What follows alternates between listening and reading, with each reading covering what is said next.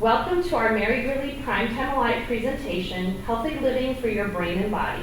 This is the final program in our three-part Alzheimer's series. I'm Vicki Newell, and I manage the Primetime Alive program here at Mary Greeley Medical Center. As a reminder, if you would like more information about Primetime Alive or would like to sign up for a program or would like to join, you can go to mgmc.org/PTA. Our presenter today is Denise Kluver. Denise has been an occupational therapist in Iowa for over 41 years in physical rehabilitation and geriatrics. Denise's special interest is in geriatric dementia, and she provided direct OT service and consulted in many Iowa facilities. Denise was the program director for the Occupational Therapy Assistant Program at Indian Hills Community College in Ottumwa and served as a lab assistant and coordinator for the Occupational Therapy Doctorate Program at Drake University. Denise has a personal experience as a caregiver to a family member with dementia. Please welcome Denise.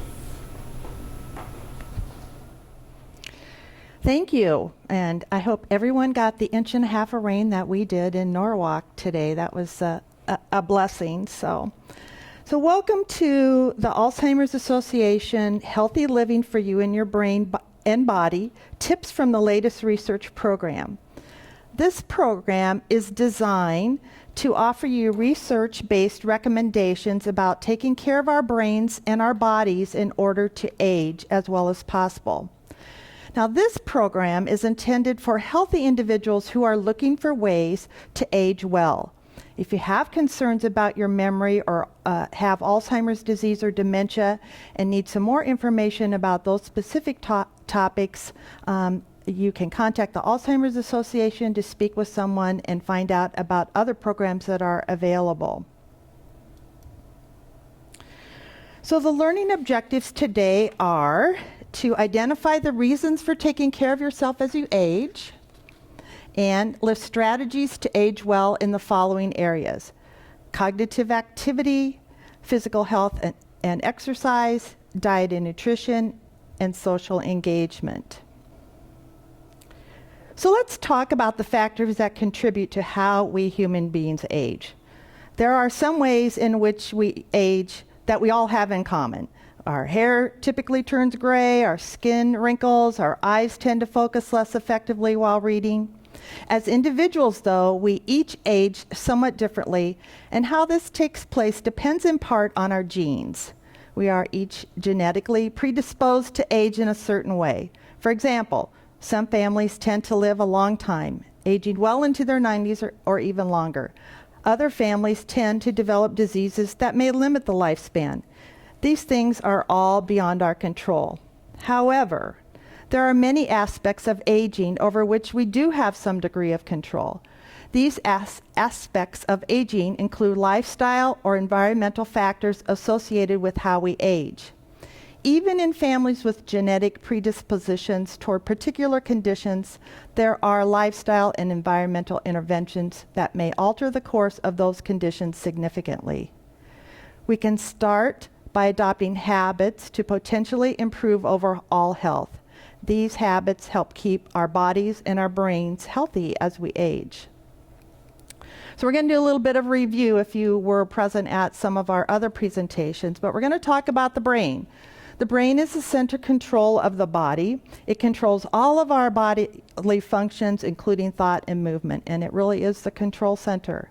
There are approximately 100 billion nerve cells called neurons in the brain, and they kind of look like branches of trees, creating a network of pathways through which electrical and chemical signals are sent to form thoughts, feelings, and memory.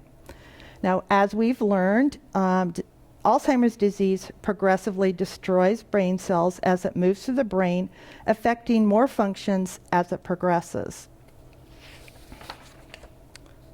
We've known for years that the body and the brain are connected, and that what is good for the body may also be good for the brain.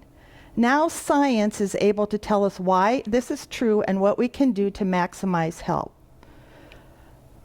Much of the body-brain connection is due to the fact that the brain is nourished by the body's richest network of blood vessels. The oxygen and other elements delivered to the brain through the bloodstream keep the brain nourished. Each time your heart beats, 25% of the blood being moved goes to the brain. That's why keeping the body in good working order helps keep the brain fueled to do this work. There are many benefits to aging. If you ask someone you know who is over the age of 50 or 60, you might hear some of us talking about increased feelings of comfort with who the person is and less concerned about opinions and criticisms of others. Those in their 70s and 80s may talk about wisdom that comes with life experience and their appreciation of this perspective. As we age, there are changes that take place in our bodies and our brains.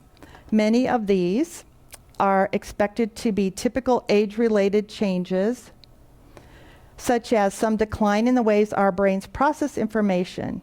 In addition, however, there are some diseases that are more common as we age, and some of these impact brain function. Alzheimer's disease and other dementias result when the brain is compromised in some specific way. Currently, there's no proven methods to prevent, cure, or even slow down the progression of Alzheimer's disease. There are habits, though, that can help maintain and potentially improve overall health as we age. These habits may also help keep your brain healthy as you age. So we've talked about a little bit about this, so this is a little bit of a review. Although this program isn't specifically about issues related to Alzheimer's disease or dementia, it's helpful to know some basic information about these conditions to understand how they relate to healthy aging and what we can do to help our brains and our bodies age as well as possible. So dementia is a general term that is caused by many diseases, each with different symptoms. These symptoms of all these diseases have one thing in common. They compromise the way the brain works and cause a decline in memory or other brain functions that are noticeable enough to affect daily life. So there's a big umbrella of these diseases. And although they are associated with aging, they are not a normal part of aging. If they were, everyone would develop them as they age, and we know that this isn't the case. Now, Alzheimer's is the most common cause of dementia, the most common form of dementia, accounting for 60 to 80% of all the cases.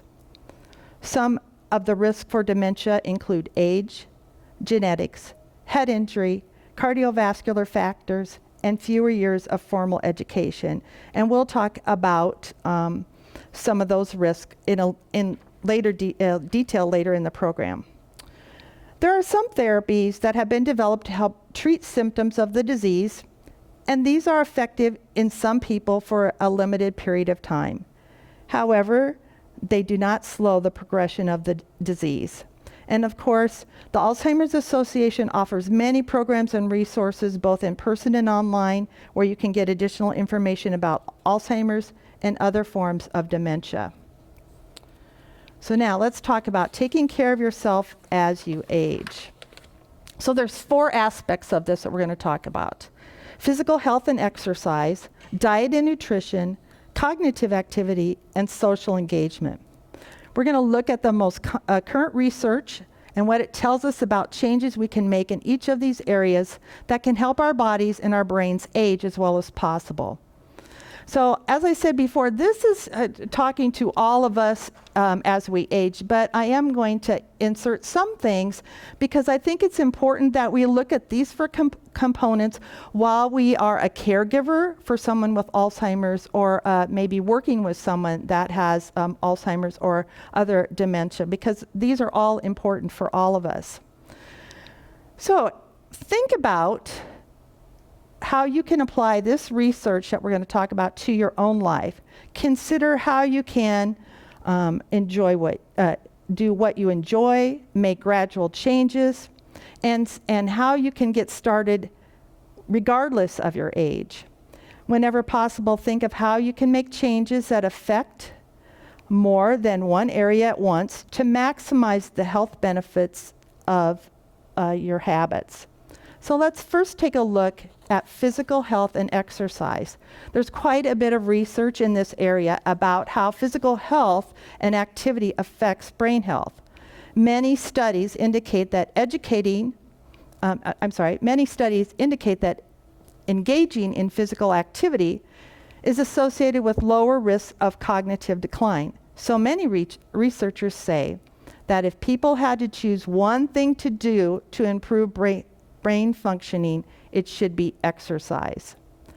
Some evidence suggests that exercise may directly benefit brain cells by increasing blood and oxygen flow and by reducing other dementia risk factors such as high blood pressure, diabetes, and high cholesterol. However, there's no single recipe for what may work the best. Most researchers say that exercise should be regular and a little bit more on the vigorous side. But other studies have shown benefits from mild activities such as walking. And there is going to be a short video here. It's surprising how you can easily build up habits of just taking 15 to 20 minutes out of your day to go down, hit the treadmill, and just do it. Just do it. Just get on it, put my headphones on, and just walk at a nice brisk pace for myself, build up a quick heartbeat, quick sweat, and it's amazing how quickly I can go from 15 minutes to 20 minutes, and then over time 30 minutes, and over time 40 minutes. Before you know it, you're up to 45 minutes of walking, and even at a higher incline and also at a higher pace. And again, it's all about incorporating habits in the choices that we make. The most important recommendation is to be as active as you can and to incorporate activity that you enjoy so that you will continue to engage it. So if this is new to you, you want to start out small.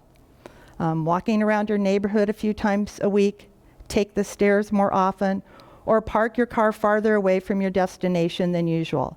These little changes add up, and research shows that even 20 or 30 minutes of walking a few times a week can have health benefits. Participating in a cardiovascular activity regularly. This will increase the blood flow to your brain and your body, providing additional nourishment.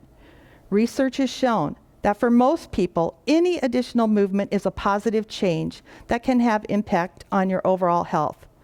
I recently retired, and I will tell you that the first month I panicked because, I'd work 13 hours a day, and then I'd come home and collapse. But I also spent a lot of time on my feet and at my desk. So I had all this time now, and what was I going to do with all this time? It was terrifying in the beginning. And so, I really looked at how was I going to compensate for being on my feet and running around doing lab assisting all day when I'm now at home in the middle of COVID. And so I started out just by doing some walking around the neighborhood. I really liked it. After I got over that hump of, the first couple of weeks kind of dragging my bottom out of bed to get around the block or whatever, I really looked forward to it every day and got up and started moving. So you have to be careful about that too, because if you've ever done the weekend warrior kind of thing when you were younger, and this happened to me. I was so excited that I was doing so many miles and I was losing weight and all this, but then my knees started to hurt. So I needed to back down from that a little bit. So just kind of trying to get that figured out, and don't give up because it has so many benefits. And now my knees are fine and I can still continue to walk, and it's great exercise for me. The Centers for Disease Control and Prevention have developed and recommended guidelines for physical activities. And there's tons of things if you just look for them. There's an exercise group at the library. There's Tai Chi at the Y. Sometimes at our church, they're doing yoga during meditation. I haven't gone to that one yet. But there's lots of things, and you can find lots of free things on the internet and looking at the library. Now you want to be careful. You want to move safely to prevent injury. If you're going to do bicycling, you need to wear a helmet, wear other protective gear if you need it for activities. Another good trick is to ask friends to join you, because as you're walking up the hill and you're talking, you're also, besides being social and exercising, you're making that heart pump a little bit harder. I also like to shop, and so if I'm out shopping and go up and down the aisles, that's a little bit more fun sometimes than just walking around the neighborhood listening to music. Consider physical activities that can be mentally or socially engaging. Dance class, exercise group, a challenging sport. The hot sport now is pickleball, but golfing and playing tennis. And of course, you want to check with your doctor if you have any concerns before beginning a new exercise program. And finally, remember that it's never too late or early to start, no matter when you start. Your body and your brain can still reap the benefits.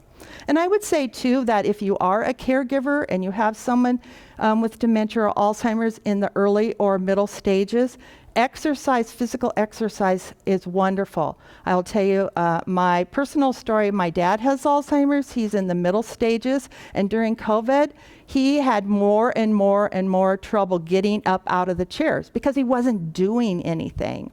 And so getting him back in the regimen of his exercises and walking, he gained his straight.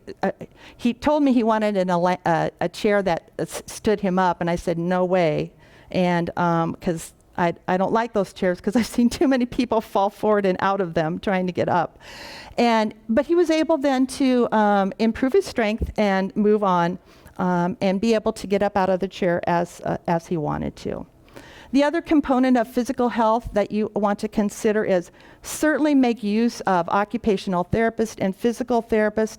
They can come in and do fall prevention kinds of things in your home and aging in place so that you can think about doing things safely but still be able to do the things that you want and need to do that are physical activities, like vacuuming. I live in a 2-story house. For years, I've carried the vacuum up and down the stairs. Not too smart anymore as I get older, going up and down the stairs with a heavy vacuum. So voila, I bought another vacuum. So one's downstairs and one upstairs. So simple things like that can keep you active and keep you in your home.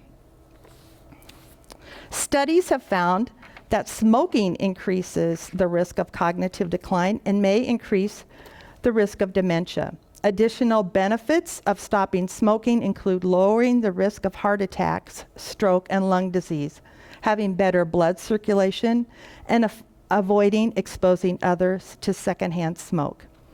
And of course, avoid excess alcohol. Alcohol can slow or impair communication among brain cells. You can have fuzzy memory and drowsiness. There can be long-term changes in balance, memory, emotions, coordination, and body temperature.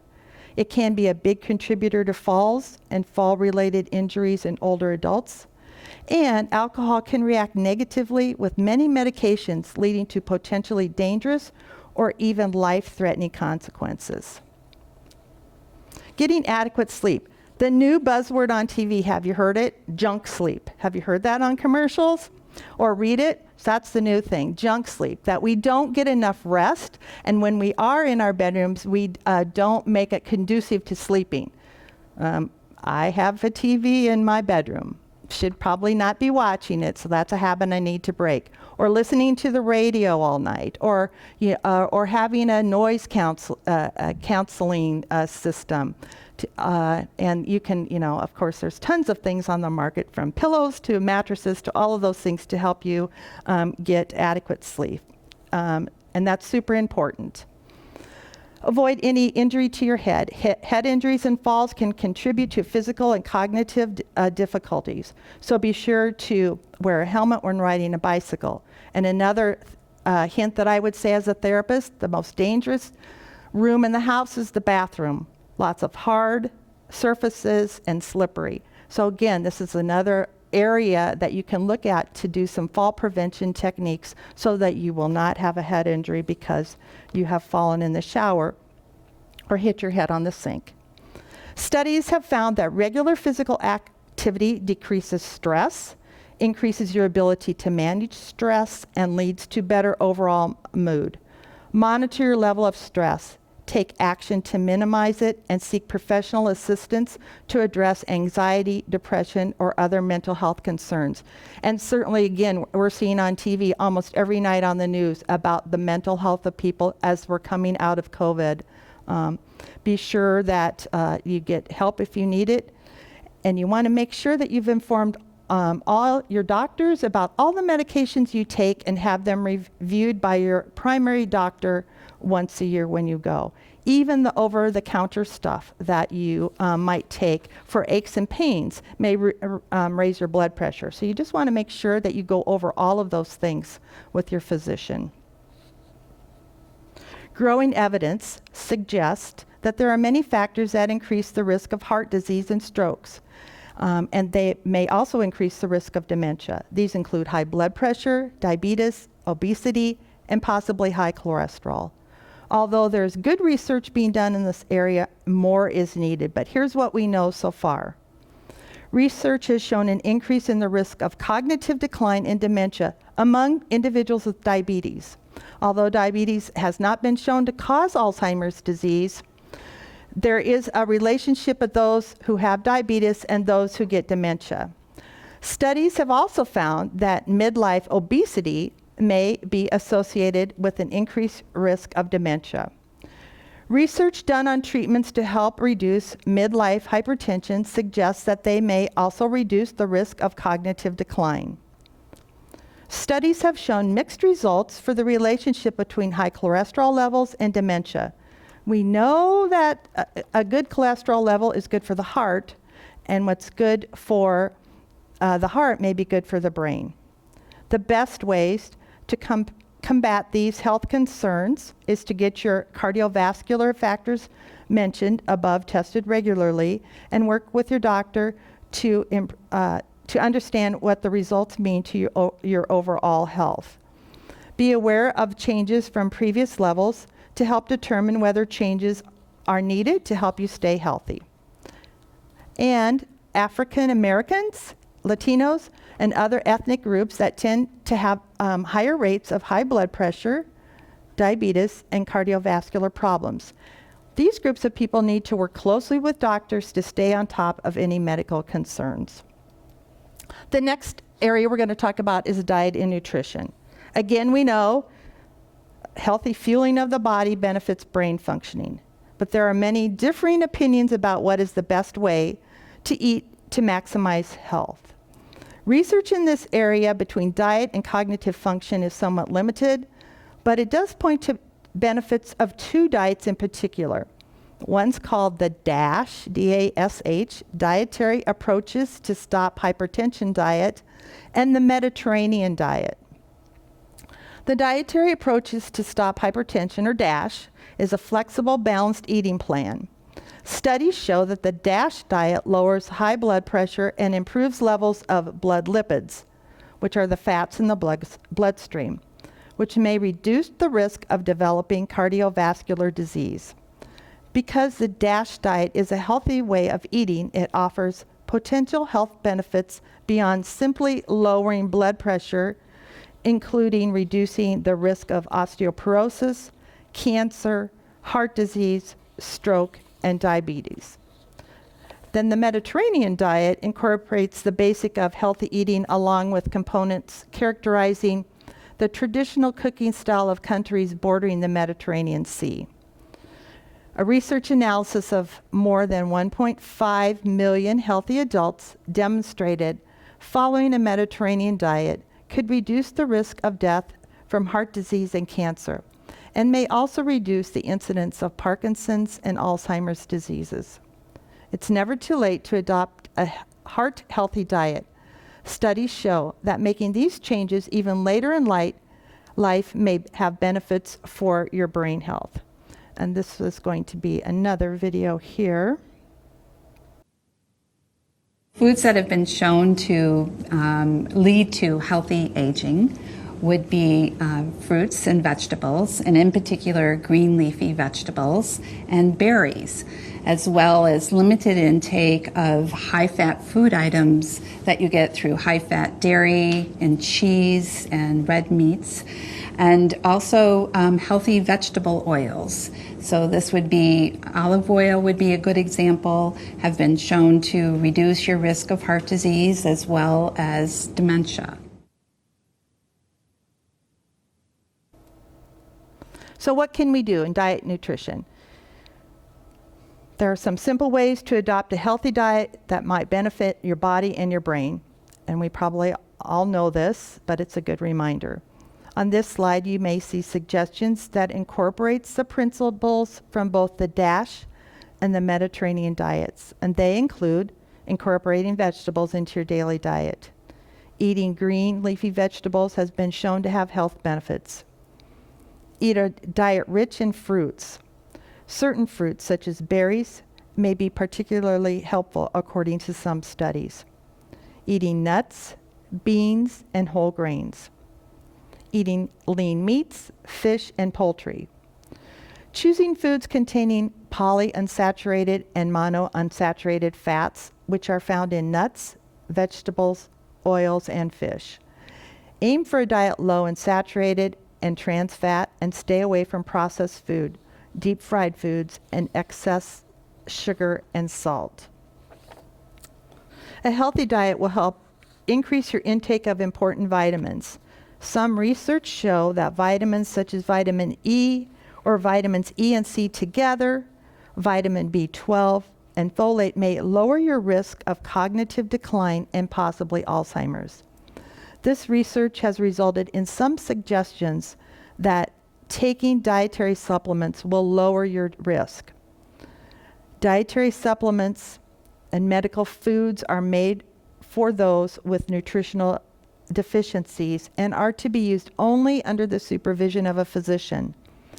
Labels for medical foods or supplements cannot make drug claims or state that they alleviate symptoms of the diseases because they are not drugs as defined by the FDA, the U.S. Food and Drug Administration.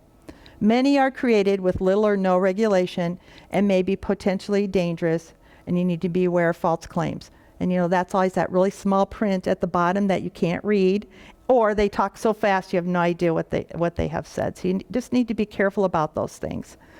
With all types of supplements, it's important to keep in mind that they are not without risk. They may be made of chemicals that interact with other medications in negative ways, or may upset the way that your body works naturally.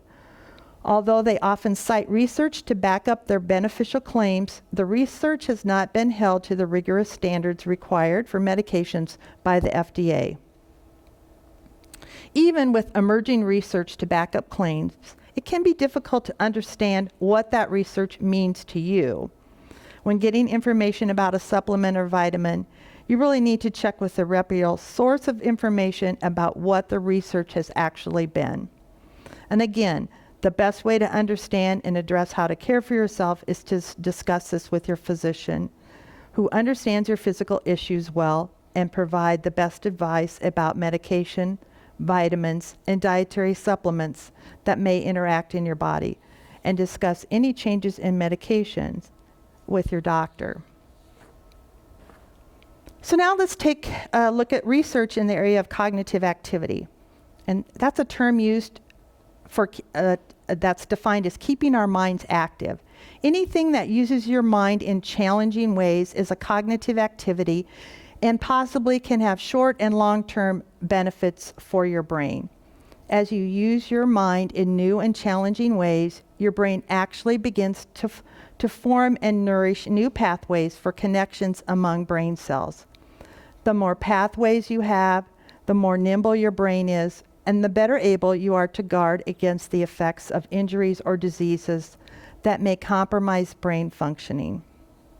Studies have been done in which some people engaged in cognitive activity by playing cards or reading material that has been challenging for them. Those who kept their brains active in these ways could recall information that was recently learned and remember it later to a much greater degree than those who did not keep their brains stimulated through mental activity. However, we do not know all the reasons why staying cognitively engaged may be beneficial, and there's more research that's taking place to further explore these questions. And this is something too, again, if you're a caregiver and have someone at home that you're providing care with or working with someone with these kinds of issues, you want them to function at the highest possible that they can. So looking for activities that will be stimulating for them and knowing their personalities. Again, I'll use my dad as an example. My dad was a construction guy his whole life. So taking things apart and putting them together and figuring out how things work is his deal.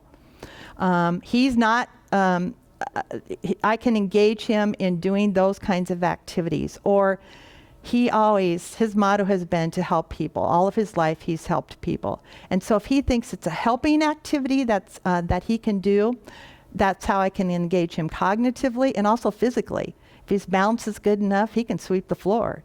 Sometimes he can vacuum the floor for me. He can carry dishes to the sink. He can put the dishes on the table. So looking for those things that they like to do. He does a jigsaw puzzle every week now, and has actually progressed from 300 up to 350 pieces, which is kind of remarkable considering that he's in the moderate stage of his Alzheimer's. But looking for those things to have them function at the highest ability works really well. Also looking at, and there's all sorts of things. There's classroom-based learning administered by professionally trained teachers that in any stage of life will help keep your brain healthy and can protect your brain from developing dementia. All sorts of things on the computer. AARP has tons of memory games. You can find all sorts of things for free on the internet. And what researchers think about this is that when you do those kinds of educational things, it creates more robust network of communication pathways between the neurons in the brain. Others believe that the difference has more to do with education levels being related to social economic factors, which are correlated with risk for disease in general and access to medical care. So finding those activities that you like to do and that can be stimulating are super important. One of the most interesting factors is cognitive stimulating activities, which basically for us just means mental processing of information. It can be from a book, it can be from the radio, it can be a magazine, it can be from a lecture, it can actually be from watching TV. All of these things require processing information. And the old adage of, use it or lose it is actually something that turns out, at least from the observational data, to look like it's true. So numerous studies now have shown that being more engaged in cognitively stimulating activities is actually good for maintaining cognition. And it's true in late life, and it's true in early life. And so what we recommend is that you start early, and if you're already late, start now. And then these are just some more suggestions that you can look at and think about. Building a piece of furniture, trying a new cooking technique, creating something artistic, reading books and articles that challenge you, focusing on topics of interest that provide you with new learning or add to what you already know. The other thing I'm into is genealogy, and I've learned a lot of things about my family. It's a never-ending process, and that's something that we can all do as a family. That's something that my dad can participate in, looking at old pictures and telling the story of his life as well as he can. Completing puzzles and playing games that are challenging for you. And this goes beyond jigsaw and crossword puzzles. We're talking about solving a problem that has you stumped or figuring out ways to approach a familiar task in a more effective way. it requires you to think steps ahead and make plans of adapting to changes that an opponent may make in a game like chess or bridge. So kind of taking it a little bit further in, looking for things that are particularly challenging or you need to problem solve. So learning new skills and hobbies, learning something that interests you, taking up a new hobby, engaging in ongoing learning, taking classes, joining clubs that focus on a common interest are some more ideas. One of the best ways to stretch your mind and help your brain be as resilient as possible is to consistently engage in activities that involve learning new things or solving problems. And pick things that you enjoy, because that'll increase the likelihood that you will continue to engage in them over time. Now we're going to look at social engagement or interacting with others. There is the least amount of research in this area. However, there is some research that indicates that connecting with others socially may benefit brain health and may actually delay the onset of dementia. Those who are engaged with other people also tend to have reduced rates of death and disability. Researchers aren't sure how, why, or if social networks may help keep the brain resilient against Alzheimer's disease. Some scientists say that the traits that enable people to build and maintain friendships act as a buffer against cognitive impairment. Regardless of the reason, we know people don't do well in isolation.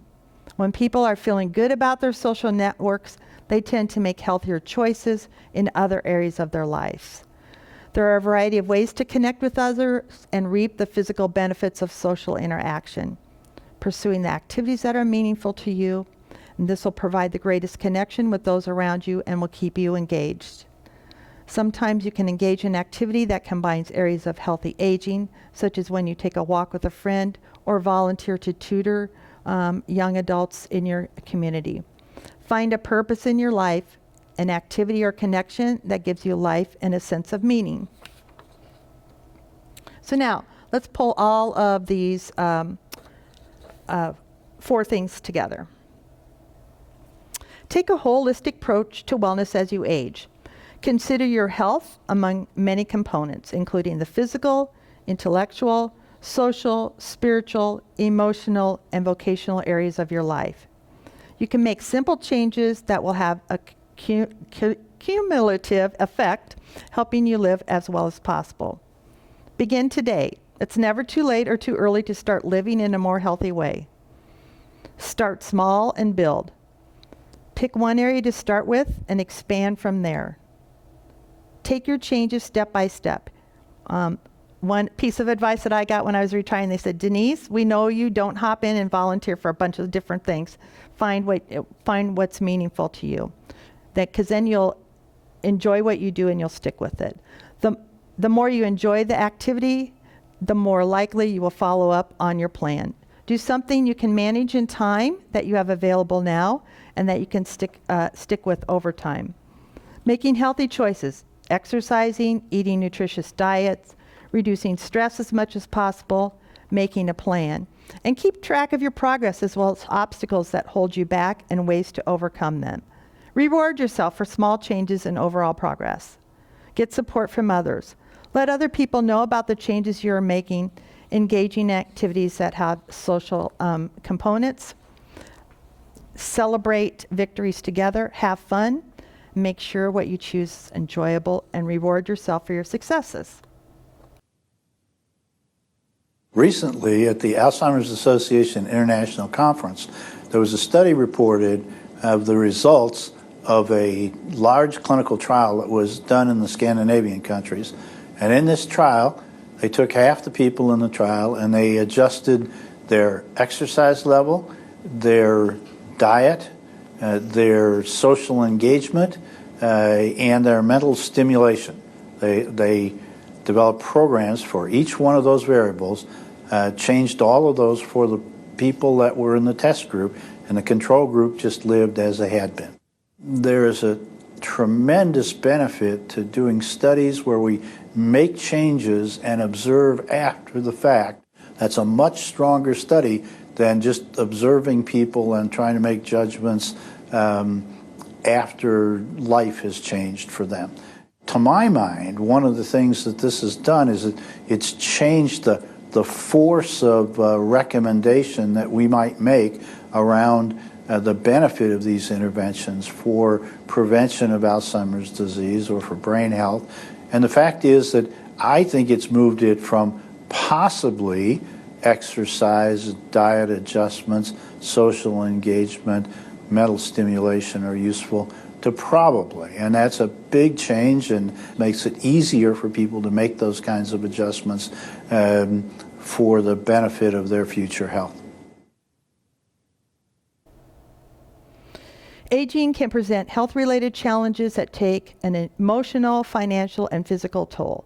You'll find many products on the market with medical and health-related claims that may be backed up by inaccurate or misleading research. These products and services may be expensive or time-consuming and can arouse false hope in users. Some may actually be dangerous to your health. Don't let your desire to find a cure or a quick fix to these challenges override your good judgment. These claims should be backed up by solid research conducted with a large number of people that can be replicated and that the research has been published in peer-reviewed journals. Before trying anything new, consult with professionals who know your situation and who are reliable sources of information. Your physician, the therapist that you might be going to, the local pharmacists are also great resources for information about drug and over-the-counter supplement interactions, as we've talked about. And the Alzheimer's Association is another site to offer up-to-date information on research. So you've seen these before, but there's 24/7 helpline that offers around the clock, 365 days a year, and it's a free service where they have specialists who offer confidential support and information to people living with the disease, caregivers, families, and the public. Because if it's happened to you or happened to the person your loved one, it's probably happened to someone else. And so having that ability to talk that out with a professional is helpful. You can do it at night or day, and you can learn about the symptoms of Alzheimer's and other dementias. You can find out about local programs and services, get general information about legal, financial, and care decisions, as well as treatment options for managing symptoms, and receive help in your preferred language, as they have bilingual staff and translation services that accommodates more than 200 languages. And then, of course, we've transitioned all of our in-person programs to virtual platforms, and you can do that through the webinar or the phone, and they're available to you for free. And you can get that information from the Community Resource Finder on the Alzheimer's webpage. And that's what that looks like. By visiting the Community Resource online tool, you can search for local community living services, day programs, medical resources, and more. And whether you are in the area or across the country, you can find services to help someone living with dementia and make the contacts you all need to ensure safety and comfort. And then the Alzheimer Connected is the association's very active online community for caregivers and people living with dementia. All's Connected online message board has over 50,000 members who share thoughts, questions, and ideas with each other 24 hours a day. And you can browse through it without creating a profile and learn directly from other caregivers if you choose to do it that way. And you do have to create a profile if you want to post a message or ask a question. And the Navigator is a free online tool that helps you guide answers and creating an action plan and linking you to information support and local resources. When facing Alzheimer's disease, there's a lot to consider. Alzheimer's Navigator helps, and any of these resources will be helpful by creating plans and giving you information and support. So now, if you have questions, you can put them in the chat. All right, it looks like we have no questions for right now. And if you would happen to have questions, you can go ahead and email me, and I can always get those to Denise, and we can send those out and get those answered for you at a different time. So I want to say thank you to Denise. I tell you what, Denise, you've had some challenges today. And when you were talking about one of the things you need to do is reduce your stress levels, I thought, wow, you're really good at managing your stress. Sometimes. Because we threw a lot of calls at you today, but you did a great job. And I just want to remind, do you have anything else you need to say? No. All right, I just want to remind everybody, our next program is Tuesday, November 9th at 2 o'clock, virtual program, Demystifying the Spine, Dr. Jonathan Geisinger with McFarland Clinic. And then Tuesday, November 16th, we have a program, Arthritis, Causes and Types, presented by Dr. Melissa Wells with McFarland Clinic Rheumatology. And those are now on our mgmc.org/PTA website for you to sign up. So thank you for joining us. Thank you, Denise. Thank you, Megan with the Alzheimer's Association, for coordinating these three programs for us. Been lots of great information, and appreciate you ladies coming here and doing this. You're welcome.